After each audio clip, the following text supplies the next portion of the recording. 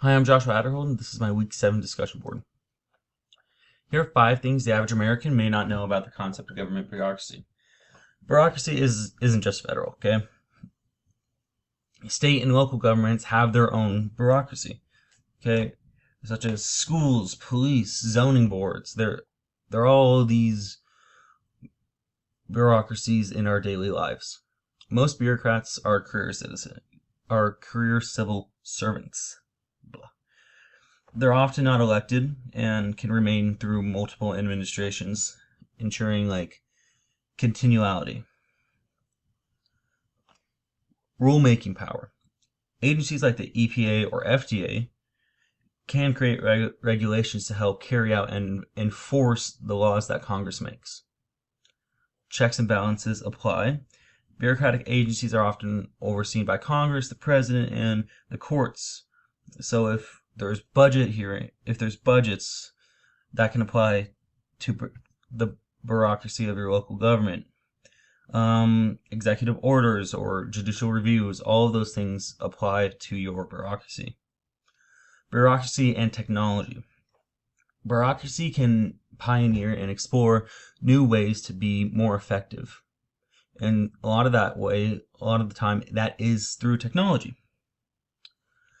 Here are some misconceptions that I think people can often have about our bureaucracy. I think people believe bureaucracy is slow and unnecessary. It may be slow, but it is definitely not unnecessary. It makes sure the proper routine, where's the word? Like the proper procedure is taken. Okay, that everything's filled out, everything's done right. And people often only encounter bureaucracy in DMV lines, which is also not a great look because the DMV is packed and horrible. It is portrayed negatively to the public. Media and politicians can often portray bureaucracy as negative, emphasizing the inefficiency that it brings, but they don't highlight the necessity that we need it. Many don't know how bureaucracy works. The sheer size and complexity make it hard for citizens to see how bureaucracy works, and they should be educated enough to know how it works. They should be educated by their own government. I mean, not by their own government, but for the sake of their own government. Here are 5 things the average American may not know about the American judicial system. Fewer than 100 court cases reach the Supreme Court a year. They get thousands of submissions every year, and this is a very small number. So if a court case reaches the Supreme Court, then it is a very special circumstance. Federal judges can serve for life. Just like Supreme Court judges, federal judges serve for life. And this is meant to insulate them from public pressure and political pressure from people. The U.S. has both federal and state courts, and sometimes cases switch back and forth depending on the circumstances.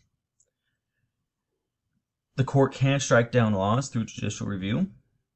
This was established in the Marbury versus Madison case in 1803, I believe, or 1804.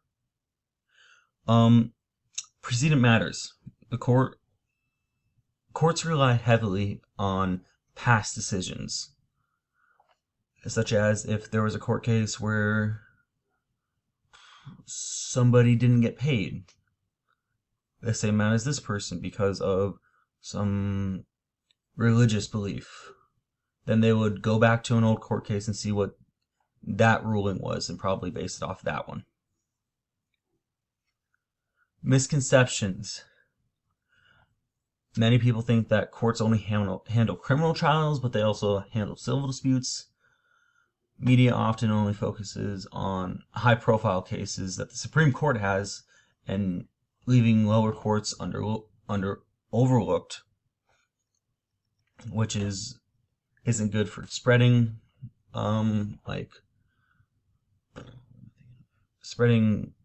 notice of court cases. Many people think judges base all their decisions off political views, but they're called to make an unbiased decision and enforce the law, not their own view.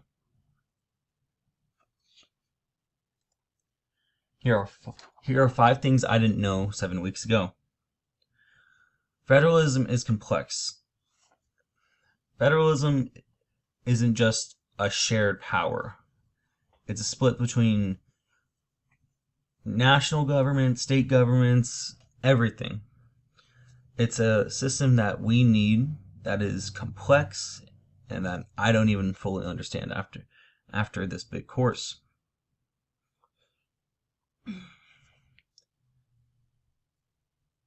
Bureaucracy holds us together. Bureaucracy can be boring and slow, but it holds us together because if we move too fast and if we don't follow the right procedures, then that's where the line gets blurred.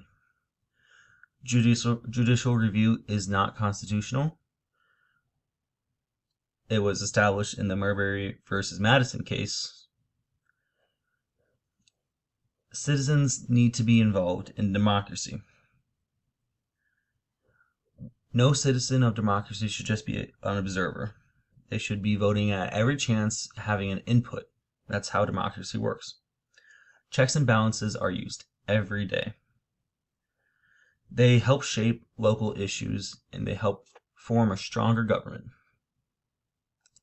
Thank you for listening to my Week 7 discussion board.